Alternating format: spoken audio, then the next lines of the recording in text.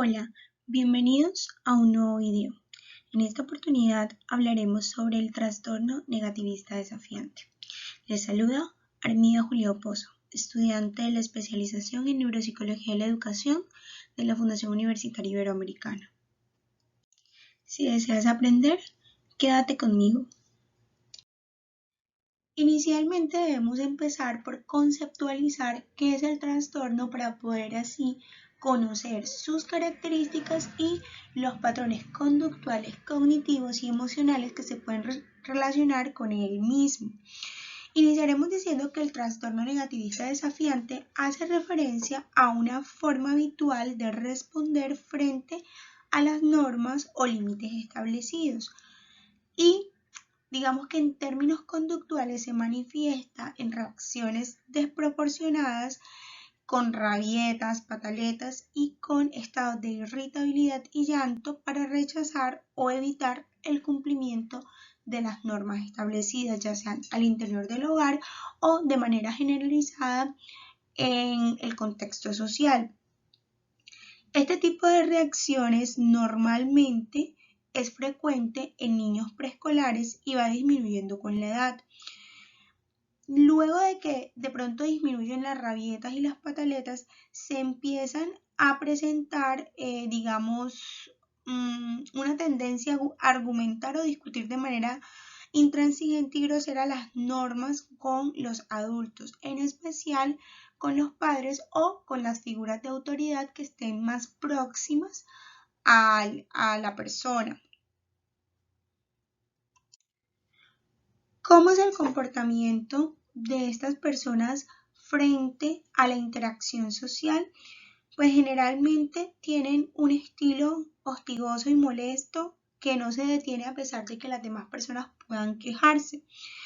Y digamos que en ese término empiezan a hacer bromas bastante molestas para los demás y tienen reacciones explosivas y despedidas que terminan por culpar a otros de sus errores y de su mal comportamiento.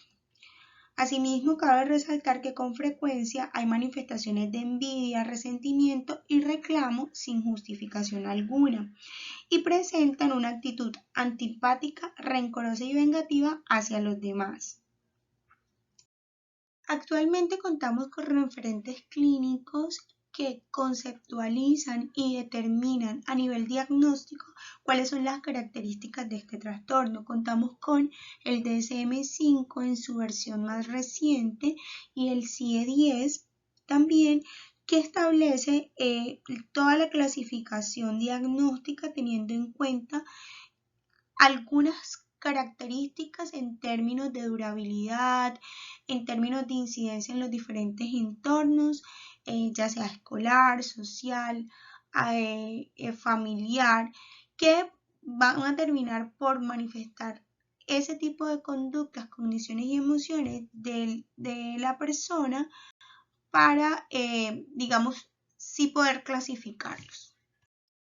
¿Cuáles son esos criterios diagnósticos que determinan si una persona cumple o no cumple, la categoría de tener un trastorno negativista desafiante?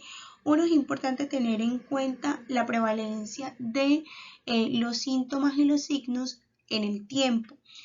Un patrón de comportamiento negativista, hostil y desafiante debe durar por lo menos 6 meses, estando presente 4 de los siguientes comportamientos. El primero es que a menudo se encoleriza e incurre en pataletas. 2. A menudo discute con los adultos. 3. A menudo desafía activamente a los adultos o se rehúsa a cumplir sus demandas. 4. A menudo molesta deliberadamente a otras personas. Y 5. A menudo acusa a otros de sus errores o de su mal comportamiento. Otras de las categorías y de los criterios que se deben cumplir es que a menudo es susceptible o fácilmente molestado por otros y que a menudo también es colérico, resentido y rencoroso, pero también en muchas ocasiones es vengativo. El trastorno como tal provoca un deterioro clínicamente significativo, como lo habíamos mencionado, en diferentes áreas de la persona, en el área social, académica y laboral. Los comportamientos deben aparecer exclusivamente en el transcurso de lo que es el propio trastorno, es decir, no pueden ser por explicación de otro trastorno o otra patología. Y se deben cumplir los criterios de trastorno, no se deben cumplir los criterios de trastorno disocial, y si el sujeto tiene 18 años o más, tampoco los de trastorno antisocial de la personalidad. Si bien, como en muchos trastornos a nivel de aprendizaje, a nivel comportamental, debe haber un acompañamiento desde las aulas para poder proporcionarle al estudiante o a la persona que tiene la dificultad un manejo adecuado y un entorno facilitador. Este no es el caso diferente para el trastorno negativista desafiante. Hay un punto importante y es la evaluación psicopedagógica que debe hacerse desde el área de orientación de la escuela y que tiene como finalidad determinar las necesidades básicamente del alumno y las del contexto, como lo mencionaba, para poder ajustarlo. En este sentido, este proceso implica utilizar diferentes procedimientos e instrumentos que den cuenta de los elementos que deben estar implícitos y explícitos en el tratamiento de los pacientes con este tipo de trastornos.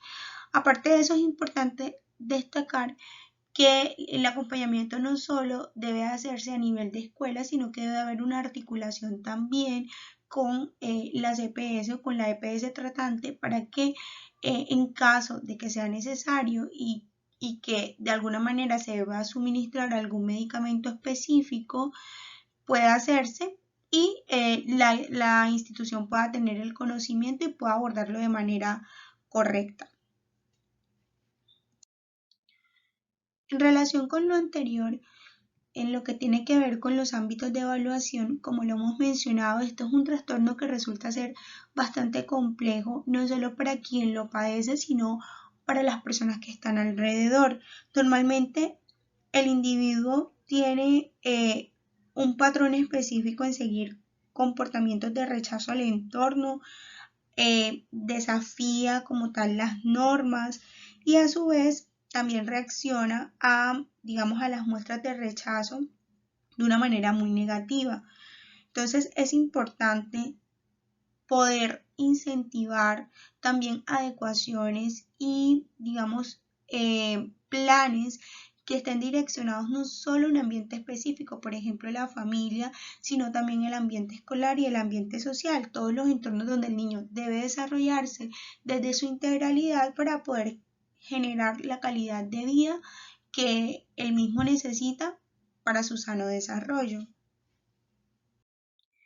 Como hemos mencionado, hay diferentes dimensiones que involucran el desarrollo integral del niño. Entonces encontramos la dimensión cognitiva y académica, la dimensión social y emocional y la dimensión comportamental. En esta tríada podemos ver cómo el niño, digamos, desde un contexto específico puede manifestar una conducta, pero también esa conducta es igual dentro del contexto, por ejemplo, menos, digamos, menos concurrido por el estudiante. Por ejemplo, puede pasar el caso de que un estudiante esté dentro del entorno familiar y de pronto se hayan hecho algunas adecuaciones que no necesariamente deben ser las correctas, porque muchas veces también son generadas desde la propia experiencia o desde la propia necesidad o carencia emocional que tiene el padre de decir es que no puedo más con esta situación y voy a ceder en este sentido,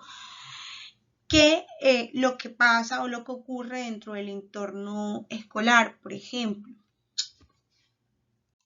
Por lo tanto, es necesario que uno, desde la dimensión cognitiva y académica, se evalúen las aptitudes generales, aptitudes específicas y los estilos cognitivos, pues la implantación de sistemas de autocontrol de la conducta exige mayor destreza cognitiva y los sistemas de control externos se adecúan mejor cuando la competencia intelectual es menor. Asimismo, las posibilidades de complejizar un sistema de economía de puntos o de abordar un trabajo más autónomo en el que no se ve recomendable aumentan con la competencia cognitiva. Ha de evaluarse la competencia curricular también y el estilo de aprendizaje para conocer si la respuesta curricular favorece la respuesta comportamental ajustada. En cuanto a la dimensión social y emocional, en el trastorno negativista desafiante, el sujeto suele interpretar de forma negativa los mensajes que el contexto envía. Sus habilidades sociales y su grado de integración determinarán el tipo de intervención. Asimismo, la autoestima, las atribuciones y las expectativas que hace el alumno condicionan el tipo de intervención. Finalmente, en la dimensión comportamental es necesario medir la frecuencia, la duración, la intensidad, tipo y dirección de la conducta, pues es impredecible para objetivizar la información, poder comparar las tasas de diferentes momentos o entornos y así estimular la efectividad de los programas y propuestas y la evolución de las conductas mediante el establecimiento de la línea base, objetivos conductuales alcanzables, objetivos intermedios y demás elementos que van a estructurarse dentro del plan de trabajo acorde a las necesidades del niño o niña. En cuanto a los elementos que inciden en el contexto, tenemos 5 elementos importantes: la estructura organizativa, el clima escolar y familiar, el estilo de enseñanza, la experiencia y finalmente las cogniciones, atribuciones y expectativas. Cuando nos referimos a estructura organizativa, nos referimos al tipo de estructura organizativa de la familia y la escuela como condicionadores de aquellas posibilidades de intervención que pueda tener el niño. Si bien hablamos de las particularidades, no solo del niño, sino de todo lo que le rodea. En este sentido es importante determinar cómo esa interacción del niño y cómo esas cualidades de los diferentes entornos y contextos varían y pueden hacer la diferencia en el proceso o en los procesos pues, de intervención. Y también en los diferentes roles que van a jugar estos contextos, esta estructura, para poder generar un resultado más óptimo frente al trastorno. 2. Hablamos de clima escolar y familiar y decimos que el clima que rodea al alumno, es decir, nos basamos en los estilos de autoridad, si son permisivos, si los padres son autoritarios y cómo eso también va a estructurar la relación que el niño consolide con otra figura de autoridad que se pueda encontrar en otros contextos, ¿sí? También va a moldear mucho las conductas de cada momento y el clima de la intervención que pueda tener con la persona que va a direccionar el proceso. En cuanto a los estilos de enseñanza, tenemos que en sí este elemento condiciona las interacciones en el aula.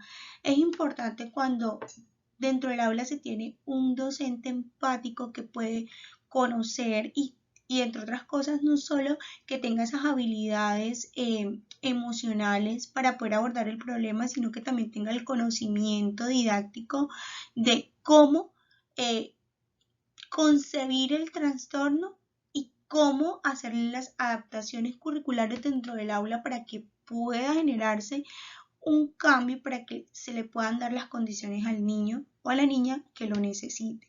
Entonces aquí se desplegan toda una serie de recursos didácticos, una serie de recursos también personales y profesionales que van a influir en la interacción y los resultados que pueda tener el niño a nivel académico. En cuanto a la experiencia, bueno, es muy importante, pues lo mencionaban en los estilos de enseñanza, que tiene que ver con el conocimiento, ¿sí? De cómo tratar este tipo de dificultades y cómo hacer que la intervención sea fructífera, sea una intervención acorde y que pueda de verdad generar resultados positivos. Y finalmente las condiciones y atribuciones y también pues las expectativas que tiene el alumno sobre la propia intervención y cómo también lo logramos involucrar para que al final no solo sea el terapeuta y la familia trabajando, sino que el niño también pueda hacer su apuesta dentro de sus propias, digamos, condiciones, poder hacerlo en aras de mejorar. ¿Cuáles son los procedimientos e instrumentos que tenemos frente al trastorno negativista desafiante? Pues bien, en cuanto al diseño del plan de intervención, debe darse en función de la información que está disponible y se debe decidir en aras de esas áreas que se deben profundizar en la evaluación y los procedimientos listados o que se deben listar para poder organizar el proceso, dejando constancia del paso a paso y de los responsables de cada procedimiento. Es importante tenerlo en cuenta en la ejecución del plan de evaluación, que es el proceso en el que se recogen todos los datos para poder, digamos, de alguna manera sistematizar pues lo que se está haciendo y llevar un monitoreo del mismo proceso. En cuanto a los instrumentos, en el caso del trastorno negativista desafiante es importante la recogida de conductas diferenciadas en función de los contextos diferenciados. Para ello se dispone de un registro ad hoc y bueno, existen diferentes instrumentos de recogida de los datos, pero debe darse un análisis funcional de la conducta para utilizarlo, digamos, en este mismo diseño de instrumentos o en la utilización de instrumentos que sean acordes a la conducta del niño o niña. Esto ha sido todo por hoy. Nos vemos en una próxima oportunidad.